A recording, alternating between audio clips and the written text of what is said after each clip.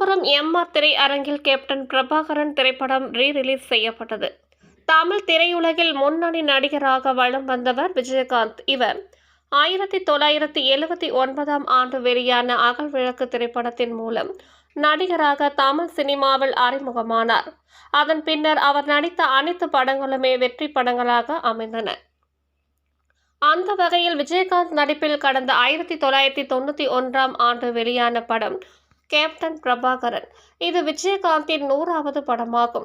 இப்படத்தின் மூலம் தான் விஜயகாந்திற்கு கேப்டன் என்ற அடைமொழி கிடைத்தது.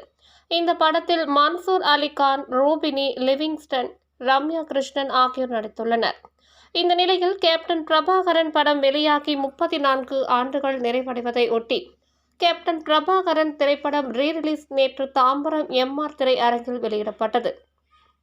அதனை ஒட்டி தாம்பரம் மாநகர மேற்கு பகுதி தேமுதிக சார்பில் பகுதி செயலாளர் மார்க்கெட் ஞானபால் ஏற்பாட்டில் திரையரங்கின் வளாகத்தில் வைக்கப்பட்ட கேப்டன் விஜயகாந்த் அவர்களின் திருவுருவ படத்திற்கு மாவட்ட துணை செயலாளர் மா செலியன், தெற்கு பகுதி செயலாளர் கேட்.எம். தர்மா, மத்திய பகுதி செயலாளர் என்.ஆர். ஆனந்தன் ஆகியோர் கலந்து கொண்டு மலர் தூவி மரியாதை செலுத்தினர்.